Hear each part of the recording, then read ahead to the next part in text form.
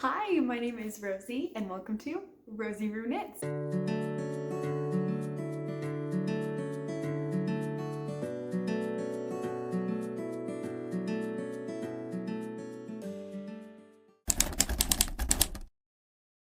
You guys, I'm blown away by the amount of support I got on my first episode of my video knitting podcast series and all my other videos so far. I'm really amazed at how many people have watched them. I just can't believe that here I am filming in my basement apartment and people are caring what I have to say. So thank you for being here. I am really excited about everything I have to show you today. So, like a normal knitting podcast, we're going to start with finished objects, go to works in progress or WIPs, and end with acquisitions. So here we go. For my first finished object, this is one some of you may have seen. I'm so excited. This is my porcelain sweater by Lumme. I'm so proud of this. Some of you may have already seen this if you watched my project vlog. If you haven't, it's gonna be right here. I made a full project vlog documenting my knitting process for this sweater. I knit it in 9 days. I tried to knit it in a week. We didn't quite get there. I ran out of yarn. It was a whole thing. You should watch it. But 9 days. This sweater is knit with Cascade Heritage. It is a sock yarn. And I will put the shade numbers up on the screen. And it's held with Gepard Kid Seta. In the white is shade 416 and the blue is shade 1010. It is so soft. It is drapey. Look at that drape. I even put my little tag in. Handmade with love by Rosie. This was knit on 4mm needles. I should have sized up to 4.5, but it was knit on 4, and I was way off gauge. I will put the gauge up on the screen, but that is not what I knit it at. And so I really, really aggressively blocked this bad boy, but it fits. It's not as oversized as the sample picture by any means. It's quite a normal fitting sweater, I would say, but it fits. And I'm really happy with the fit of it. I especially like wearing it over a skirt. I think that is really cute.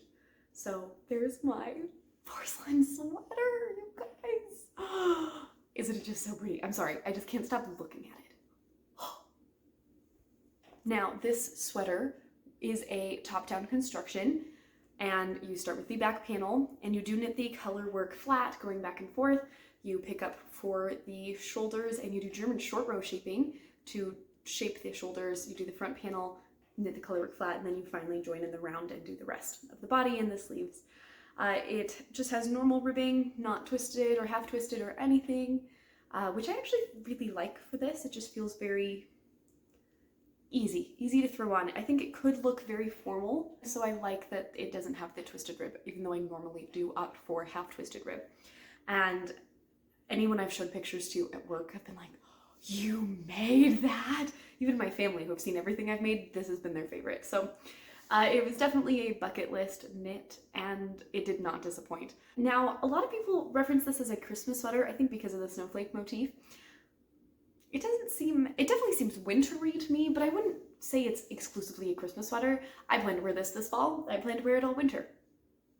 No one can stop me. My one modification I did make, this is chart A, and I repeated it down here instead of doing chart C. You can see in the sample photos that I'll put up that chart C was kind of this geometric pattern, and I just didn't like it. So I opted for these snowflakes twice, which maybe doesn't help with the Christmassy-ness, but I like it, so it's okay. That did get a little tricky on the sleeve. You can tell where the beginning of round was pretty significantly. That one's pretty bad. Did you see that? You can see it easier in my project vlog if you check that out, but that is my first finished object. For my second finished object, I have a beanie. In my project vlog, I mentioned that maybe I would want to make a beanie with my leftover yarn. So I had almost a full skein of the Gepard Kid Seta in the white shade and almost a full skein of my blue Cascade Heritage. And I accidentally had bought Cascade Heritage 6, which is a sport weight yarn and not a fingering weight yarn. And I only used a little bit of it in my porcelain sweater on the sleeves. I just barely used some of the sport weight. I don't even think you can tell the difference in the sweater. But I didn't necessarily want sport weight socks. I'd already made my George socks in the same color. I didn't really want another pair of socks. So beanie it was. And look how cute! This is the Perfect Day beanie pattern by Veronica Lindberg. I don't want to mess up my hair, but I will do it for you. Isn't it cute? It's kind of a cute casual beanie. It has a great halo that I like.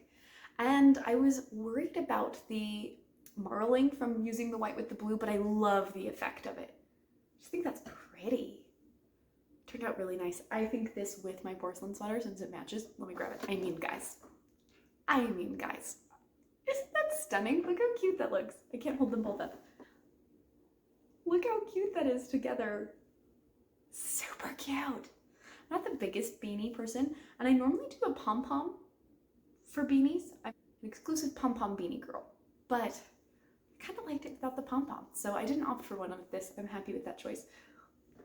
Look how cute. Okay, super excited. I can't remember what needle size and everything this was knit on. It was a one-day project, maybe two. The original pattern, I think, calls for a fingering held with 2 strands of mohair, so I think the sport held with 1 strand of mohair. I think I was actually perfect on gauge, if I recollect. But this was a delightful beanie pattern. I know a lot of people end up doing the Oslo hat or the weekend hat or things like that, or the muscle burrow, and I was just worried about running out of yarn for any of those, or the gauge wasn't right. The Perfect Day beanie is just that. It's perfect. And I did it in about a day, so it's the perfect day. There's that. This next project, I'm really excited to show you. This is my last finished object for this podcast episode, and it has quite the story with it. This is my Lumé sweater by Sari Nordland, and isn't she stunning? Take a moment for that color work. Oh my goodness. Oh my goodness, I'm so happy. If you've been following along, you know that this has been a real struggle. So let me talk about the pattern first. The Lumé sweater by Sari Nordland is a circular yoke construction sweater with this gorgeous lily pad inspired motif, and it is knit using Cascade 220. I did use Cascade 220 Superwash, and it calls for 4mm needles, but I did knit mine with 4.5. It also has color work on the sleeves repeated, which I always love in a pattern. I mean, isn't that just beautiful? And this was a gift knit for my mother-in-law. Put in my little tag. So she is ready to go. This is for Christmas, although I'm debating giving it to my mother-in-law early. You should give me your ideas on this. She's coming into town in a few weeks, and it's been a rough season. She lost her mom. My husband's grandmother passed away, and so maybe she could use a pick-me-up. And also, should I give it to her now so she can wear it through the fall and winter season? Or do I wait? I mean, this is a pretty significant Christmas gift. Do I wait to give it to her? I would normally never even ask that. I would just wait for Christmas. But my mother-in-law does like giving gifts early. That is maybe something she enjoys. So I'm wondering if maybe she would enjoy it more if she can wear it throughout the season. Let me know what you think. So I originally knit this in a blue Cascade Heritage color, and I showed that in my last podcast episode. It was a work in progress, and I was almost done. And I ran out of yarn. I knew I wanted to knit my mother-in-law a sweater. She's the most knit-worthy person on this earth, and she's always cold.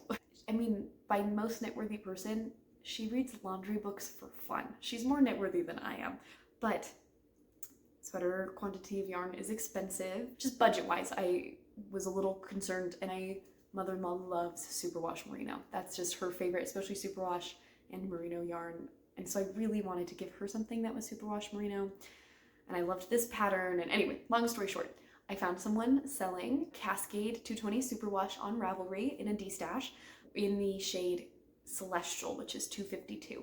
This person was D-stashing for free. I just had to pay shipping. And at first I thought maybe this is a scam, but I couldn't figure out where the scam part would come through because who would scam me for like $5 of shipping?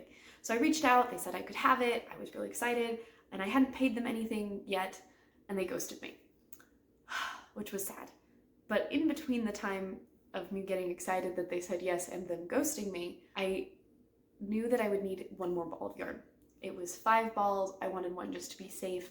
So I reached out to somebody else who was destashing the same shade in a different dye lot and offered to buy 1 skein, and they sent me 1 skein. Well, then the person ghosted me, and so I reached out to the person I bought the 1 skein from and asked if I could buy the rest in their stash. And they had already destashed a few more balls of it, and so I was only able to buy 4 balls of yarn from this person on Ravelry. I knew 4 balls wouldn't be enough, and I couldn't find anybody else that was destashing this same shade of yarn on Ravelry, and so I found a website that was selling it, and so I ordered it, and it came, and it was a completely different dye lot. But at this point, I'd already started on the sweater. And I naively had thought, well, I've never really run into dye lot issues before. Hopefully it's close. If it's not, I'll find a different website. It was a completely different color, not even close. And I had already almost finished the sweater. So I actually tried to buy a few more skeins. None of them matched. I returned some, and I eventually decided to frog the sweater. So that was sad, but luckily it is a worsted weight project and it flew off the needles. I had done most of it on a road trip, the original one, so I wasn't out too much. And I think the best thing, I had started knitting the blue and I was a little worried about how bright the color was, and I had kind of wished I'd picked green, so I am happy that I got to go back and pick a color I was a little more excited about. And by this time I had had a job change, and so it was a little more in the budget. I just went to my local yarn store and bought this shade. So I got to see it in person and really pick the color. And because I'm a tight knitter and Sorry Nordland is a very, very loose knitter, I was worried about the sizing on the first one, so I did end up sizing up 1 more. So this is the size 6 of the pattern, and I'm way happier with the fit of it. So here it is. It is just beautiful. I'm very excited. So that is my whole saga of having to unravel my Lumé sweater, but all's well that ends well, and I'm so excited to give this to my mother-in-law. Now, I was hoping that if I had any leftovers, I would have enough to make matching DK weight socks, but I only have 50 grams, which is 110 meters. So I don't know what to do with this. If you have suggestions, please let me know in the comments down below. What would you do with 110 meters of Cascade 220? I am so excited about this work in progress to show you. This is my Talia sweater. I've made some good progress on this. This is my first all over lace pattern. So this is knit with Knitting for Olive Merino, held with Knitting for Olive Soft Silk Mohair, and that is the yarn that the designer used in the sample. And I actually messaged the designer on her website because I loved the color of the original and it wasn't listed anywhere on the Ravelry page. And so I said, what color is this for Knitting for Olive? I want to make the exact same. And she told me she didn't list the color name because she used Putty, which is a discontinued Knitting for Olive color, but she recommended that I use Knitting for Olive Merino in the shade Snowflake, held with the mohair in the shade Limestone to achieve a similar look. So that is exactly what I did. This is Snowflake held with Limestone.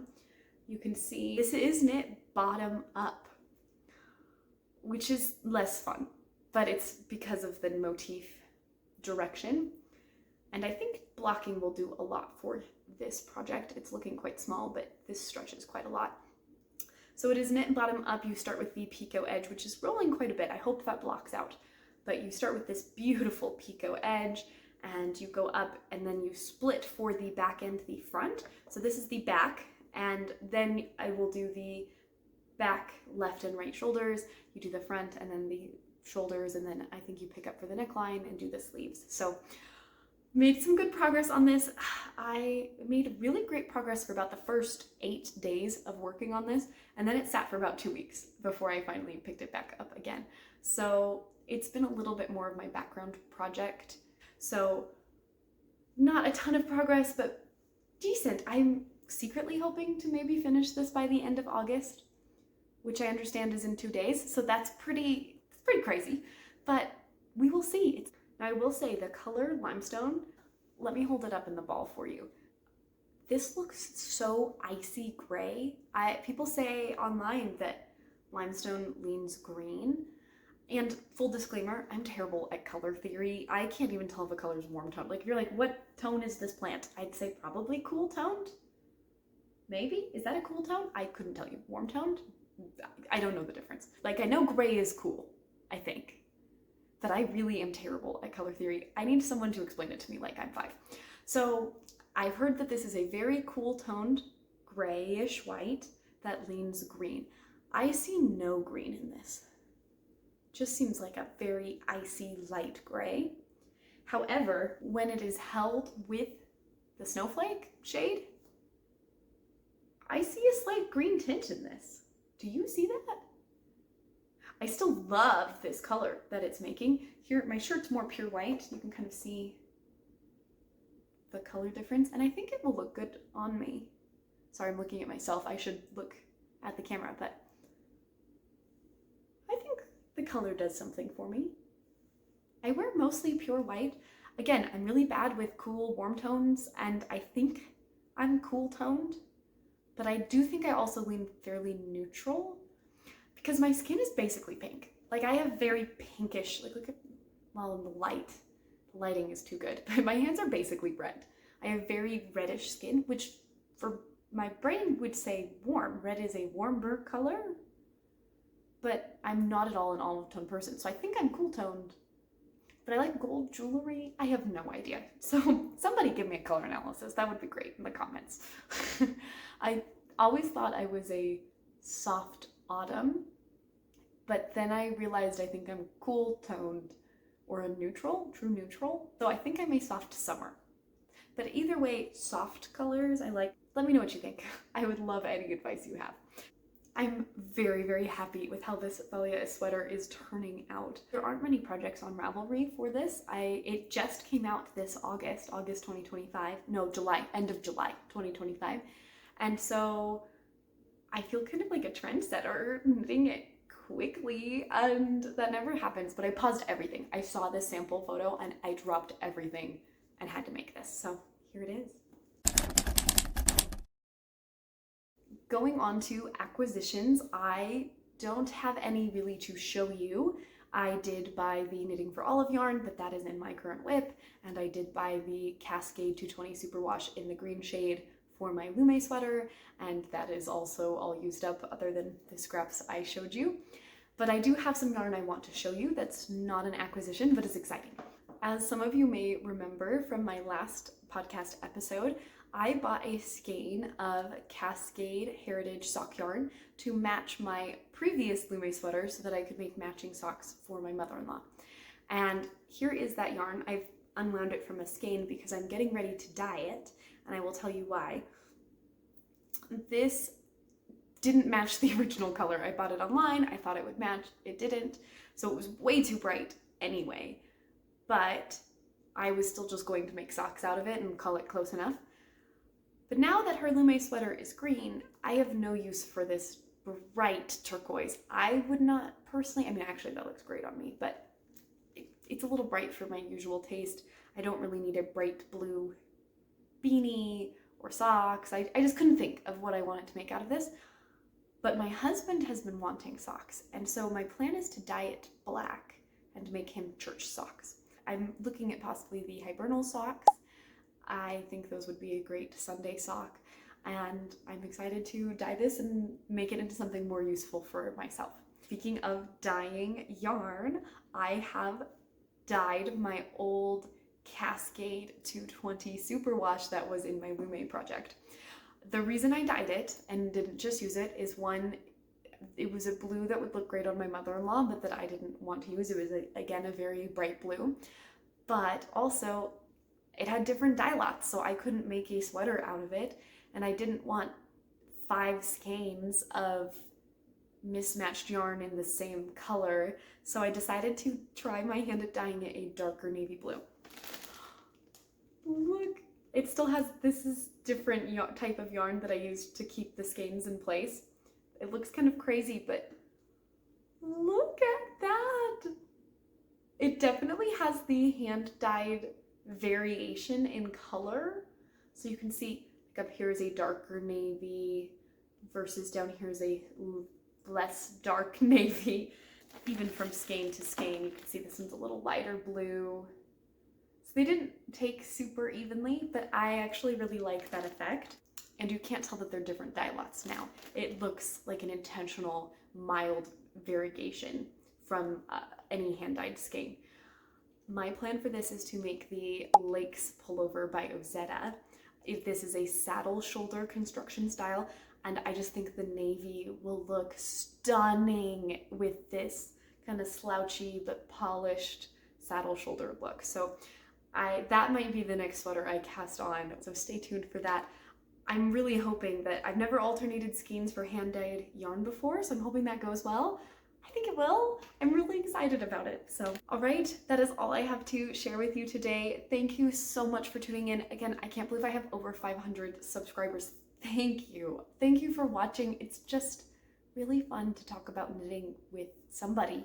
And I don't really have any other knitters in my life, and I really enjoy talking about it to someone who understands what I'm talking about. My family's very supportive, but it's nice to talk to people that understand gauge and projects and are in that world too. So thank you, I appreciate it. You feel like my friends. Reading your comments just is my favorite part. So please keep commenting, keep asking questions. I've had so many of you follow me on Ravelry, and I've got to look at your projects, and that has just been such a joy in my knitting life. So thank you for being here. I will see you next week.